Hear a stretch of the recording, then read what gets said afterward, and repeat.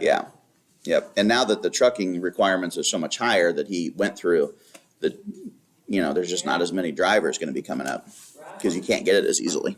So, does everybody have a sheet? Oh, nope, look at that. Okay. All right, let's sneak in on me. You live, Ben? Somewhat. Okay, we're going to go with that. Somewhat's better than not at all. Okay. Well, we might just get started. Did he get Josh, did he get the CDL where he can drive a semi? Yeah. Or Yep. did he get with, where he can haul hazardous stuff? Not yet. That's stuff you can do later. Yeah. He just got the basics down.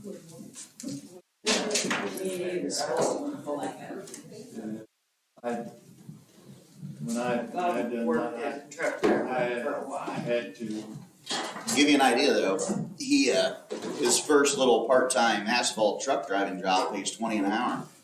So I told him, you're not starving. The only reason why you're not gonna make it is because you spend money stupidly. So we'll see how that goes. All right, Romans chapter 2. Let's go ahead and dive in here. Romans chapter 2. Well, as I told most of you, I spent 2 days at camp this week, and that bore some fruit. Jacob Funk, he's a kid that comes to youth group and sometimes comes to service, but he can't drive on his own, so he comes when he can. But he got baptized this week at camp, so that was cool. He wanted his dad to do it, and his dad's kind of, let's just say, different. And he didn't know how to do it or what to do it. So from the shore, I instructed him and took Jacob's confession, and we got him immersed. So it was a neat experience for everybody. did you say his last name was Funk? Funk, yep. That was my buddy's name that passed with the brain tumor. Oh, really? He said, Danny's name? Wondering if he's family with. I haven't heard of many other Funks, so anything's possible. You know they all came out of the 70s, so that's all I know for sure. That's a joke.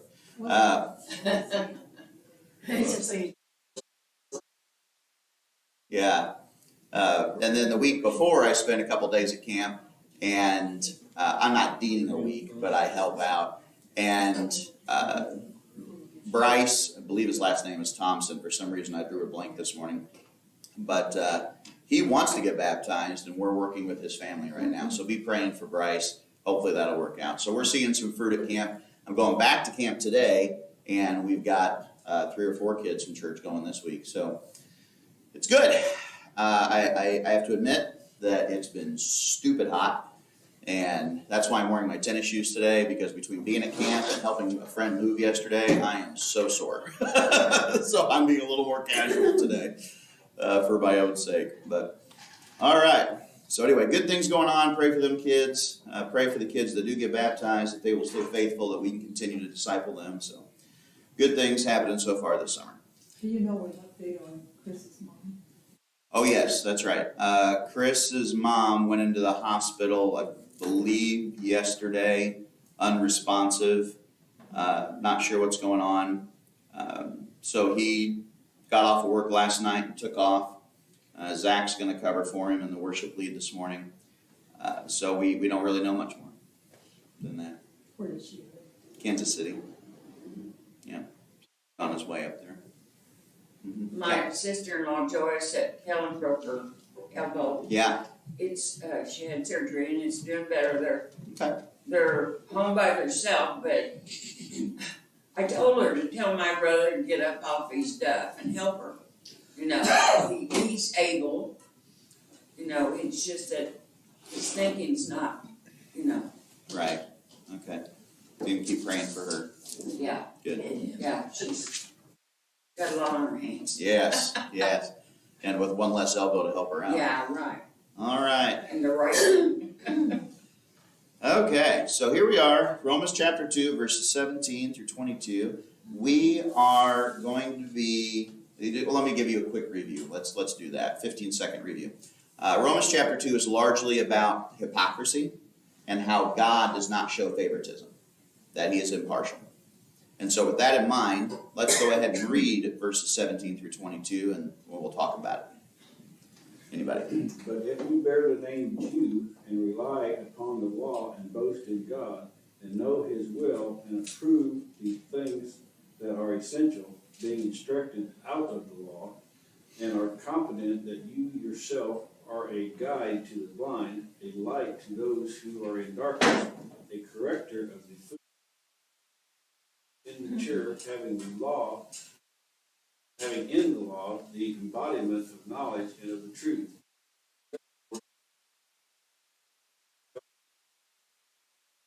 That one shall not steal. Do you steal? That one should not commit adultery. Do you commit adultery?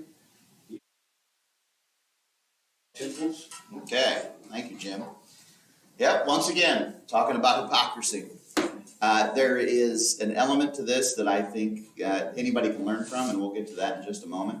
But if you look at your sheet there, at the top of your page I gave you, Paul repeats his condemnation of hypocrisy, but this time he's focused on the Judaizer.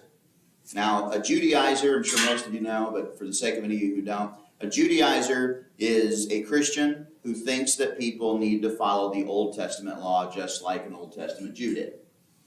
And this was a common problem in the first century, and believe it or not, to this day, there's plenty of Christians who still think this way.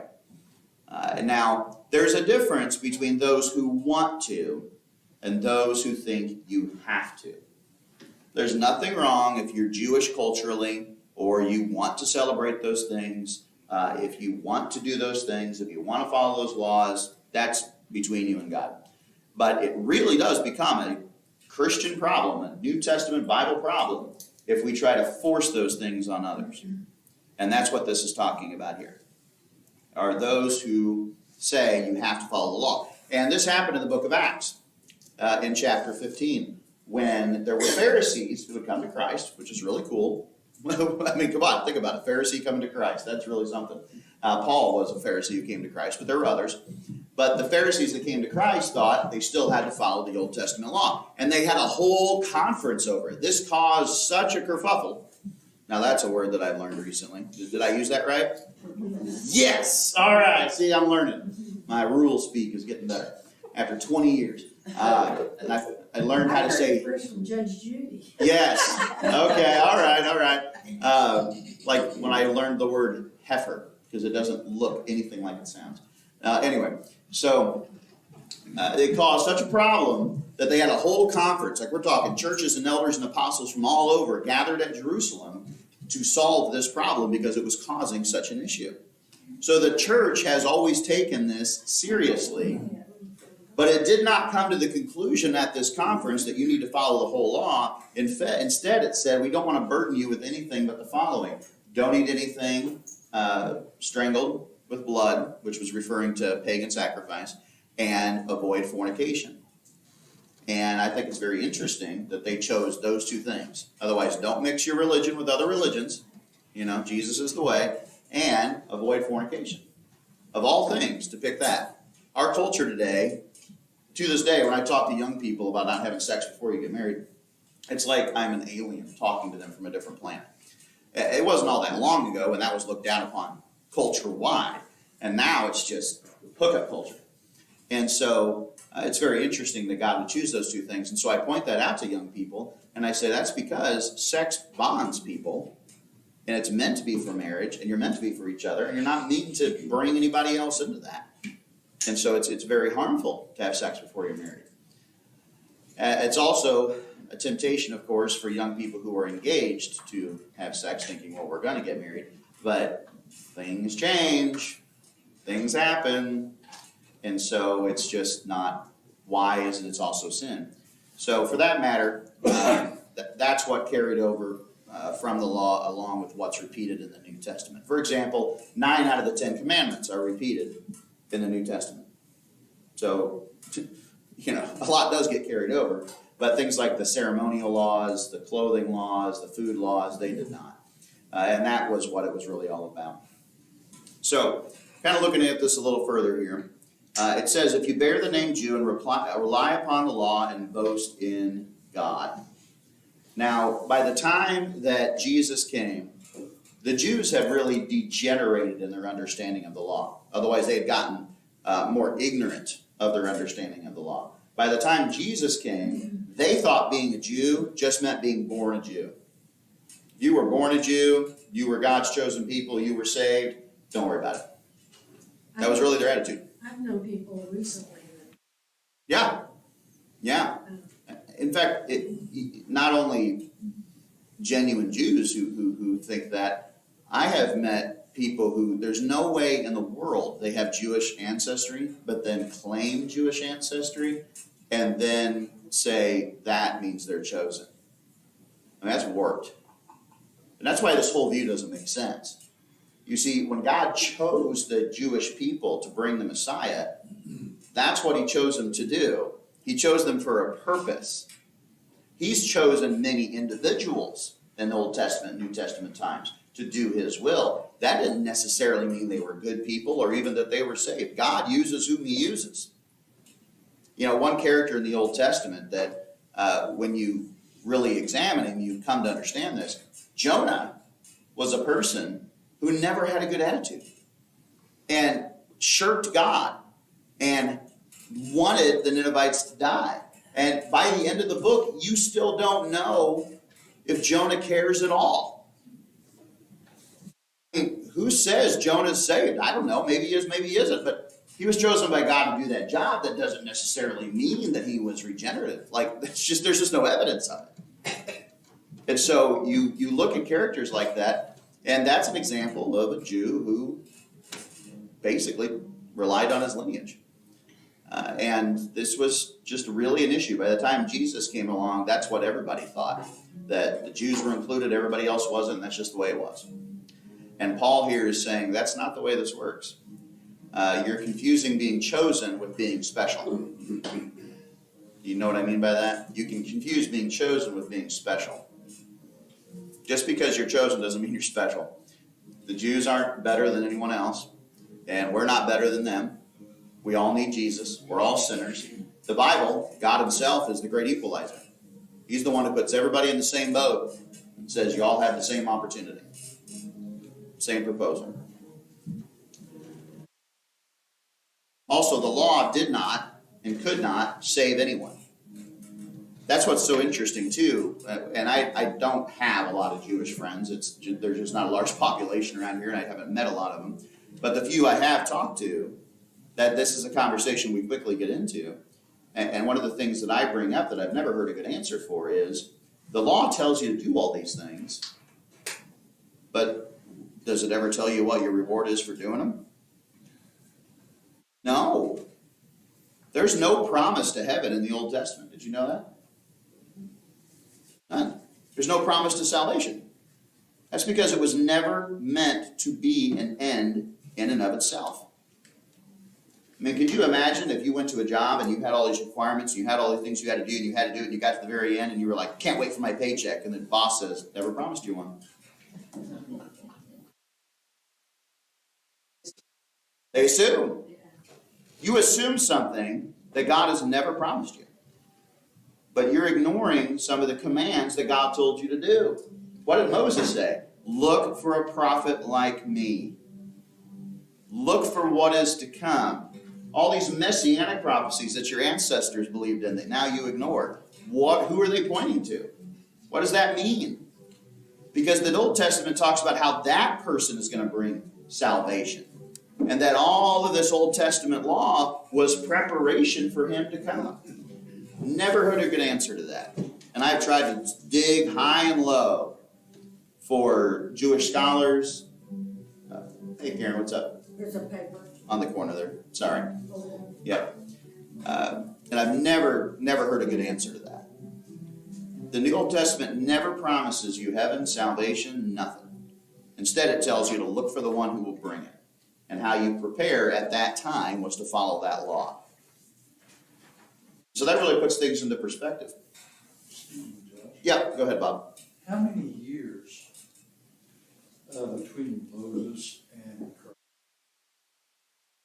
1,500 or so. So there was a lot. All one ones that passed there in the desert before they could cross over with Joshua. There's a lot of people.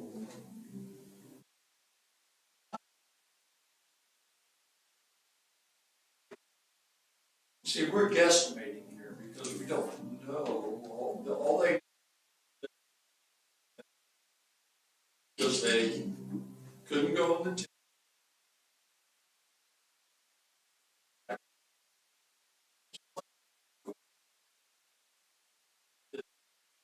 Other than following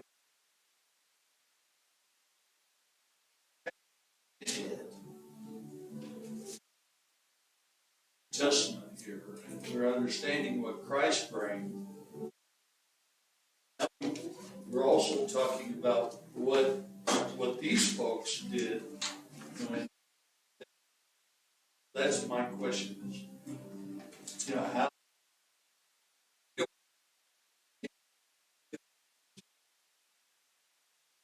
So, I'll do my best and I'll be quick about it.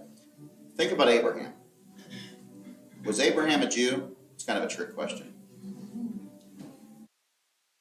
See, he wasn't even the father of the Jews. He's the great-grandfather of the Jews.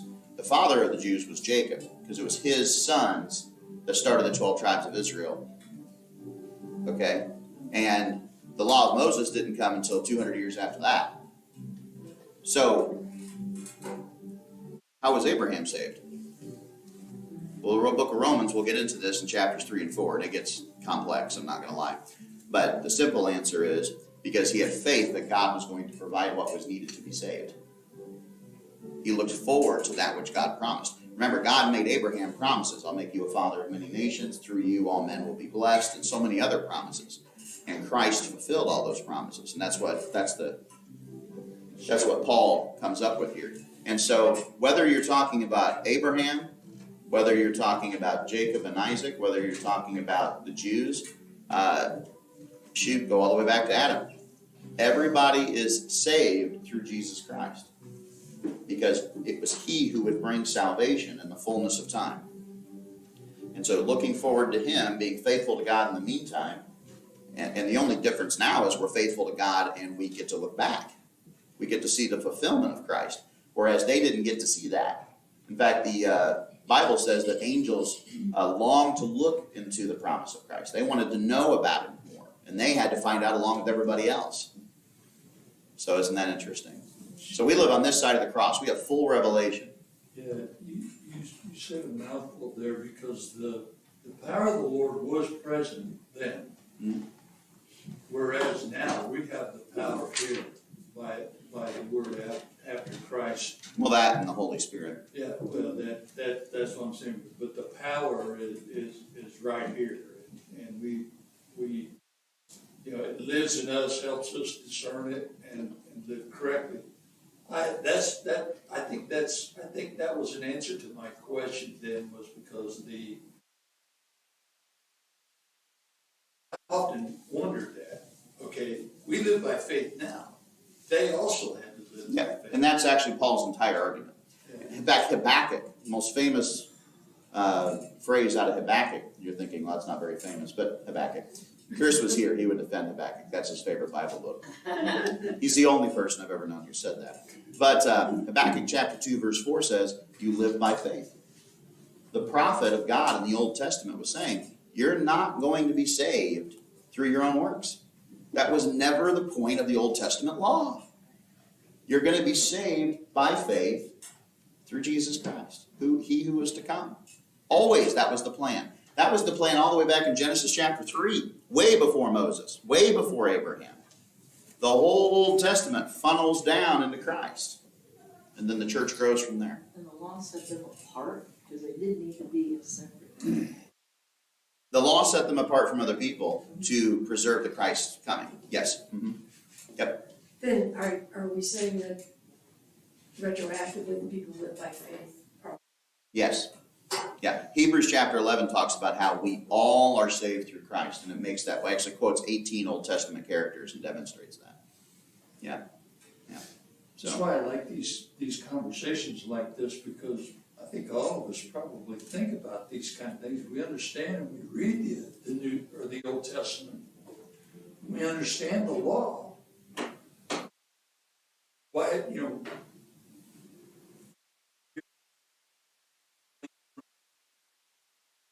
condemnation by the law. And that was, even still there's question. Yeah. There was question.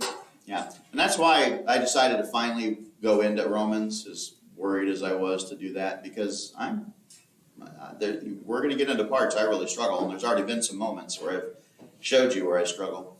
But yeah, because in the end, we're all saved by Christ. In fact, I think Jack Cottrell put it best. He said, you're saved by grace, which he means by that grace is sort of a word for Christ in and of himself. By grace, through faith in baptism. So by grace, through faith in baptism. And I think there's a lot of truth to that. All right. Well, let's keep moving. Otherwise we're going to be stuck on verse 17 the whole class here. Sorry about the, Verse 18 here. And to know his will and approve of the things that are essential, being instructed out of the law. Now, if you look at number 3 under letter C there, this is conflating doing with knowing. A lot of people think that I know the gospel, so I'm good. And there's no effort at all to do the gospel. What does James say? Don't just be hearers of the word, be doers of the word. Otherwise, every Christian should have some kind of service, some kind of ministry. Now, it's not all going to be the same. When I was a young preacher, I would make the mistake of thinking, well, anybody can do anything. And I learned with time that is not true at all, because there are some things I cannot do and should not do. For example, if I was in buildings and grounds in the church, that church would burn to the ground. Okay? Not my skill set. All right? And there are people who love, like I was talking to 2 members this week who were talking about how they'll do anything in the background, but they never want to be on stage. Okay, that's great. That's fine. We need those people. God bless you people. Because the people who do things in the background, you never get appreciation. I mean, very rarely anyway, because you're just not visible. You're just not seen. And those of us who serve in the forefront tend to get that. And it is unfair. But that doesn't mean that there isn't something for you to do. There's always something for every Christian to do. Every Christian should have some kind of ministry. And that ministry should fit your talents. It should fit your desires as a mature Christian. God will train your heart and tell you what you want to do in the church. Because if you don't like what you're doing in the church as a volunteer, you won't keep doing it. That doesn't mean every moment is pleasant, okay? Because every job has its downsides. But the Lord provides who he needs in the church. And mature Christians who do the word and not just hear it, there's something for you to do that needs done that you will want to do. I really believe in that. Go ahead, Linda. What does the word conflating mean? It means to mix 2 things that shouldn't be mixed. So the idea of knowing and doing, some people conflate those 2 ideas and they think, well, I know, so I'm good. Otherwise, conflate. Deflate? Conflate. Conflate, oh. Yeah.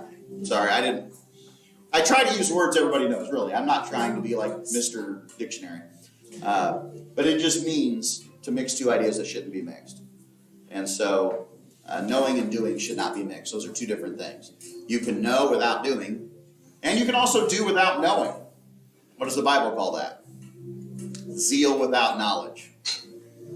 I run into a lot of mostly younger people who have zeal without knowledge. They get excited and they want to do something. For example, God bless one of these young men, but I had a first-year preacher boy student who, let's say, I'm really glad he's in the program. He is progressing. He's actually going to preach at his first other church here pretty soon.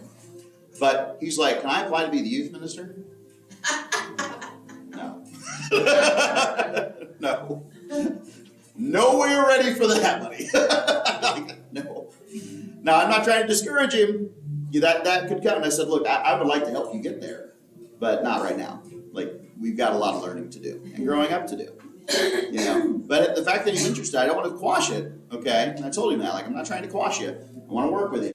but we're not ready to make that quantum leap yet.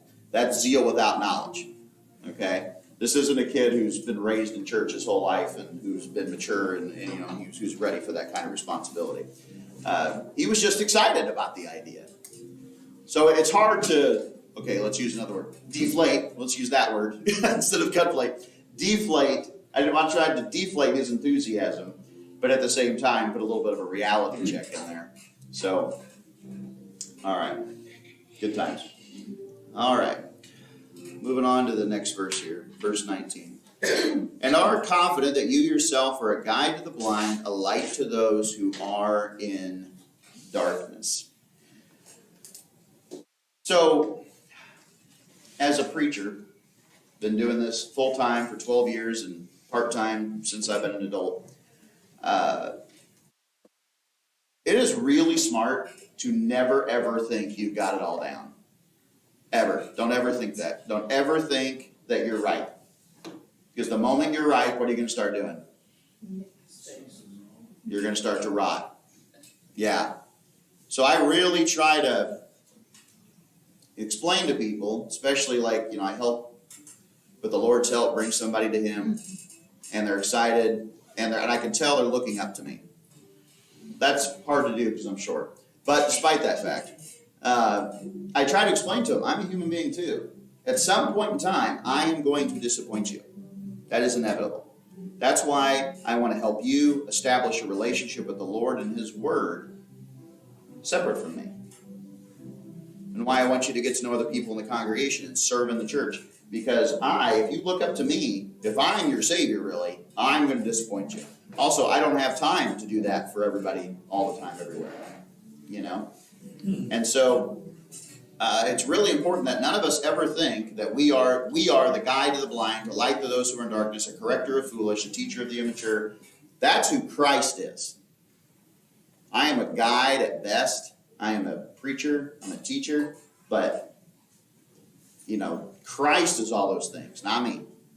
I can try to be those things, but I'm not. All right. Debbie, I hate to ask you this. Could you get me a cup of water? Thank you. I can tell I'm going to start losing my voice. Thoughts, questions, comments? Help me out if you all will talk for a minute. Rabbit holes? Not pointing at you, Karen, like you're the origin of rabbit holes. You're a representation of daytimers at the moment, so yeah. We didn't have that this week, so we didn't get our rabbit holes out. Yeah. Josh,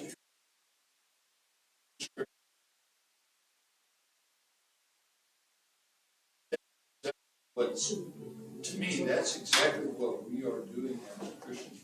We're a light. We're that. If we wake up in the morning and we say,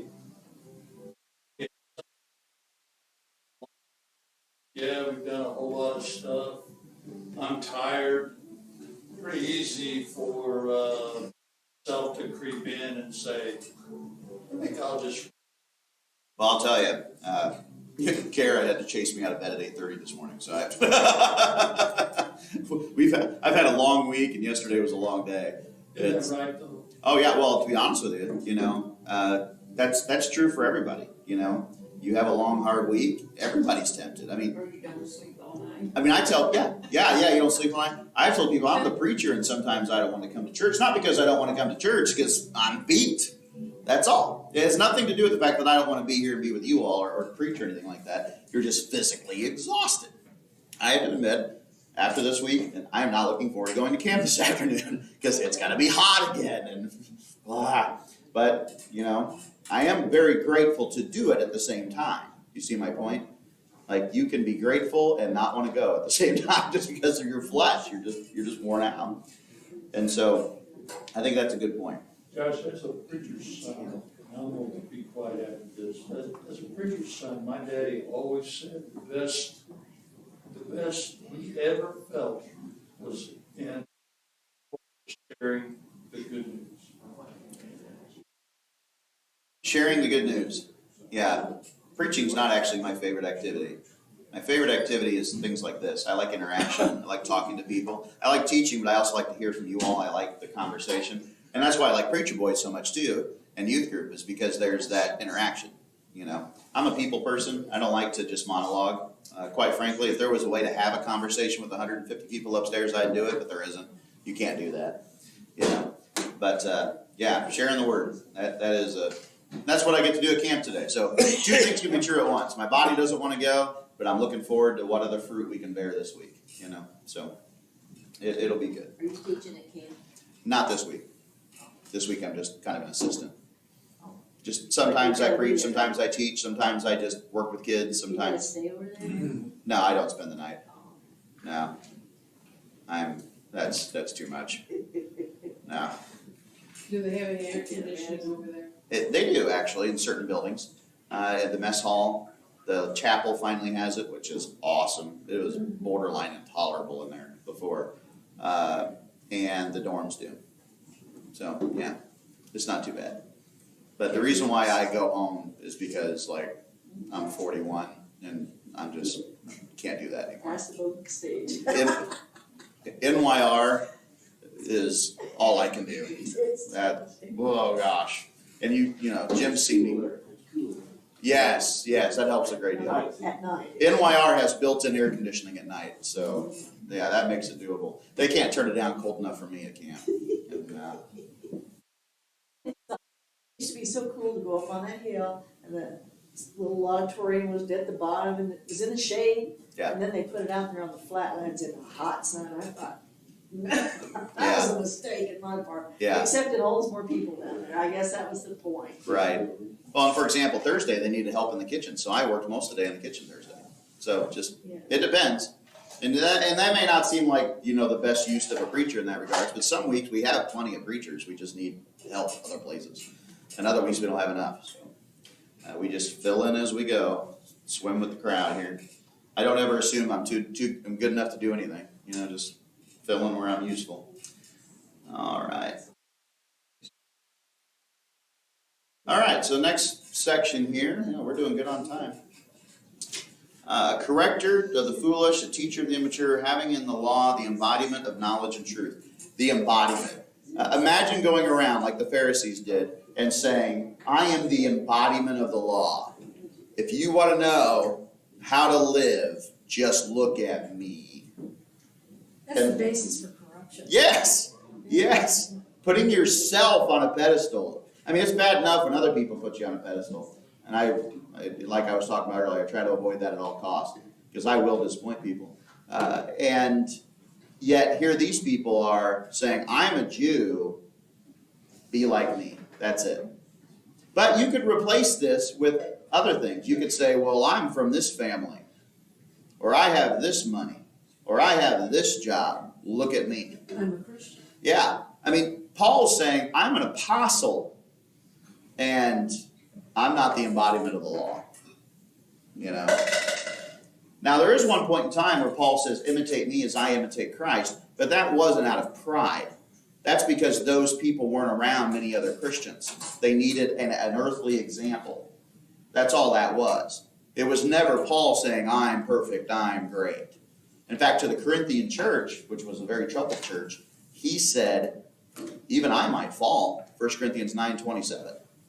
So, you know, this is talking to those people who think too much of themselves. And in every age and era and time and place throughout history and today and in the future, there's going to be those people who think, I'm so good. I'm so great. Look at me. God's going to save me because I'm so awesome. And that's the basis for hypocrisy right there. Yes. Yeah, that's self-righteousness, that's self-pride. Yeah. And that's why, like I teach young preachers, I teach the preacher boys, you need to tell self-deprecating jokes in the pulpit. That will endear people to you. You need to make fun of yourself in front of other people. That is what helps people understand that you're a human being too. And that's so helpful. You will have people open up to you that never otherwise would because you're humbling yourself before them. That is a real, and you got to do it genuinely. You got to mean it. Like you can't fake it. And it really, it's good for everybody. It's good for you. It's good for them. And even Paul does that. You know, he'll use some sarcasm here and there. All right, thoughts, questions, comments? There was, I can't point to the scripture.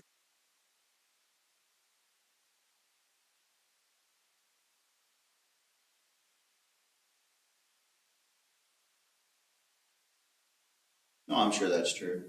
Well, I know it's true, I'm trying to think of the scripture, and that would answer a lot. Well, I think he was just referring to the fact that he was used of God. Right. Yeah. And he had to prove that at points because, like, the Corinthian church, for example, didn't want to listen to him. And he's like, you're not listening to me because I'm great. You're listening to me because God chose me to do this. And that's every preacher. Every preacher can be called without being somebody special. You know, I'm called to be a preacher even though I'm not anybody special. You see the point there? I'm not confusing those two ideas. And Paul was doing the same. He's still a sinner in need of Christ.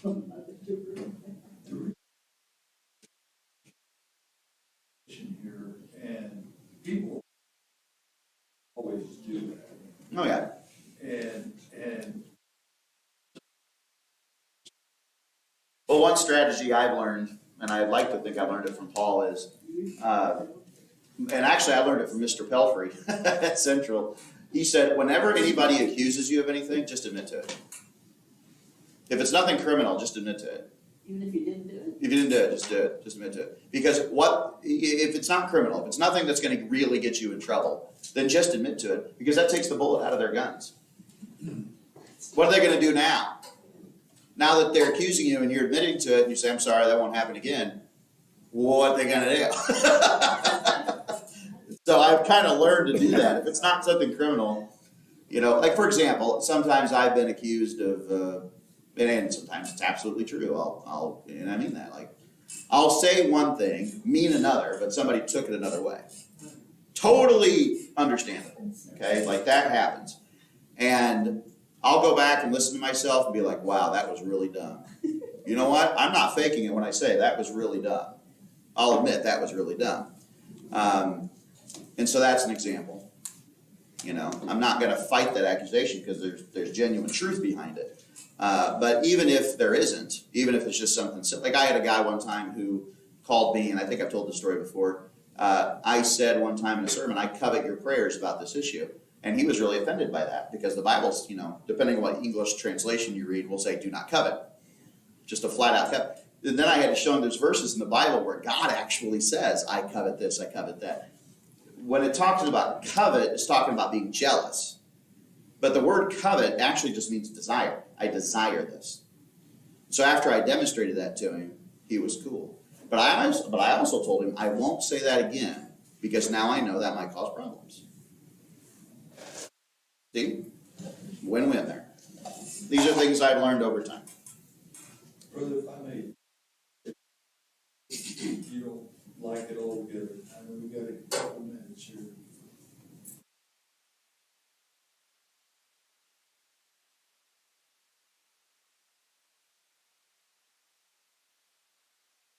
Also been able to shed light in areas, and it's sparked interest in our class, you know, in conversation, different areas and things like that, just by your.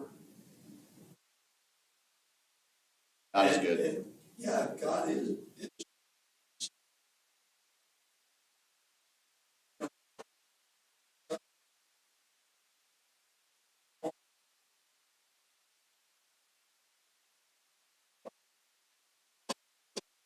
No, we watch on Sunday mornings.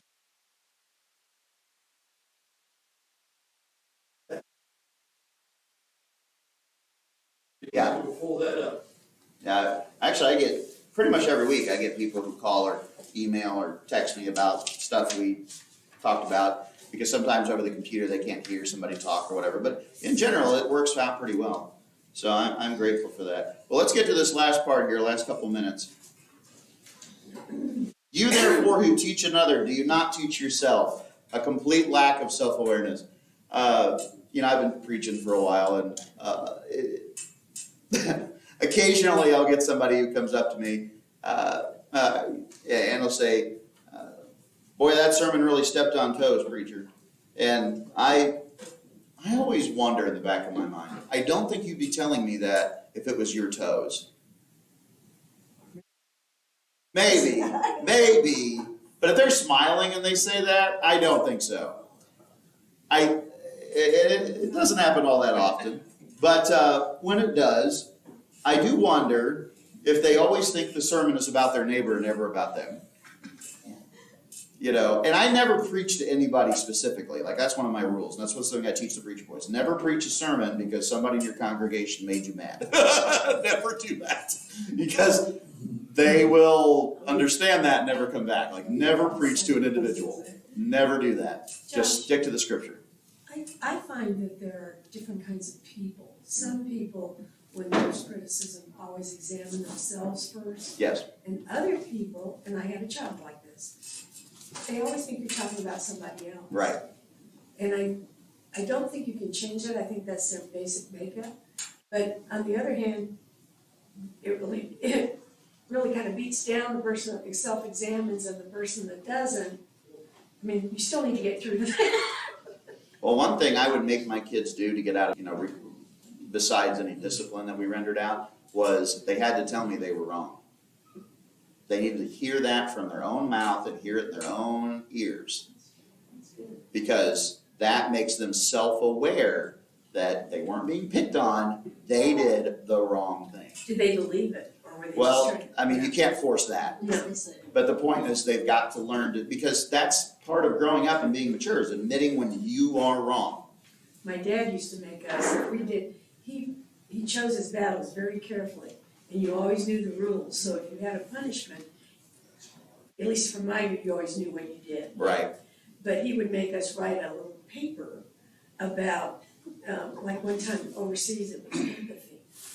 And I learned the word empathy, but the other members of my sibling tribe just refused to write. I had a sister like that. My dad would say, if you would do this, the punishment won't get worse. And then she wouldn't do it, and the punishment would get worse. I learned from her, and I realized I don't want to go there. All right. Well, we're about past time here, so good discussion, everybody, today. Appreciate that. Hope we all learned something.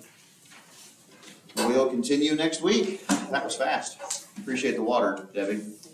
Kept me from losing my voice there. Let me get some more here in just a moment. All righty. Well, Virgil, would you close us out in prayer? Our gracious Heavenly Father, we're thankful to be here this thankful for your word.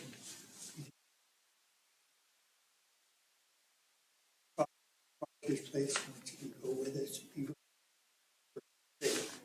We ask these things in Jesus' name.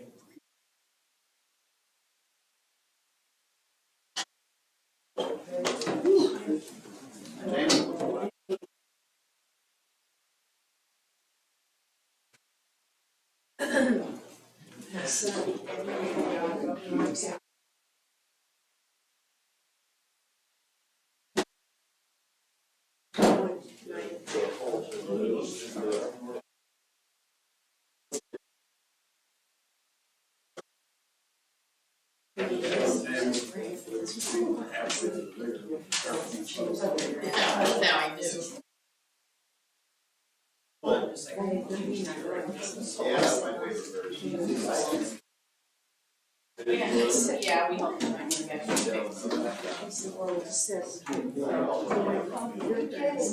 Did something happen? So my dad was like that, it all rolled over and she got her time. She called me yesterday, I have to call her back today, I wasn't able to call her back yesterday.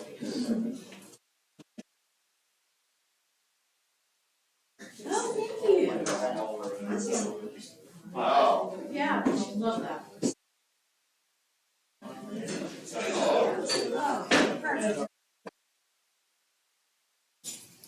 Well, at least we are damaged that. I don't know if that, I mean, I like the more of the story. Don't use it all. Every time they came up with another. And I can't do it, so it's. But that leaves you. You go back. Sugar makes you, well, I can't drink a lot of pop because it makes my tongue fuzzy.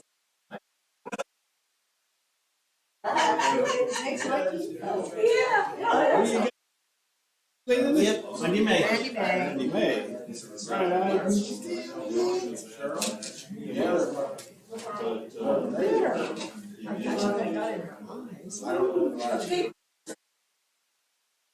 Whatever that.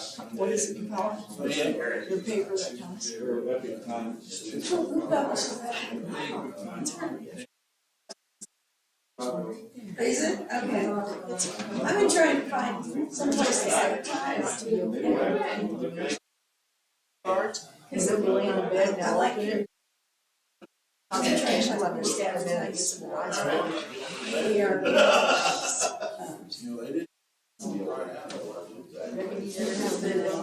I hope so, but no. And the, since newspaper downtown, Free Press. I've gone there in person twice during business hours. No one's there. A lot away. We got nothing. That's the old slightly stacked. That's all they're, that's all they're doing. I pay my subscription to get a paper. Do you get a paper? I call them up messages. I'm checking your mailbox and let's go get the paper. Somewhere along the line, they must do it over email. Because there's a lot of advertising, stills, deals, and all these sheriff's stuff. There's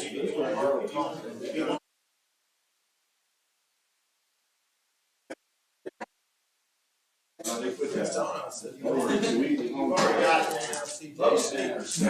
Franklin's it's a nicer day than we got from last year. We had a little water standing in the driveway anyway. You know, last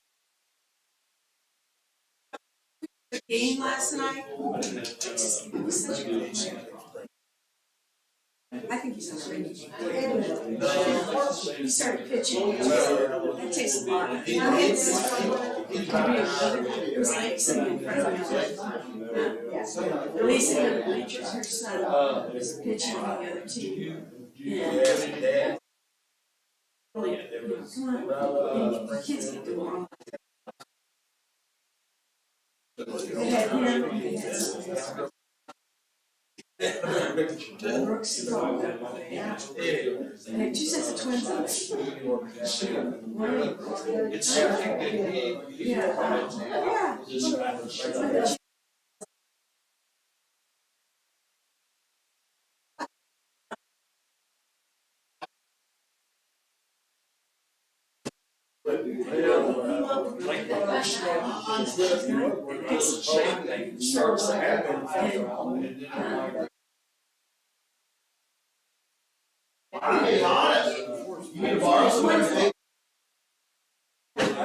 Yes.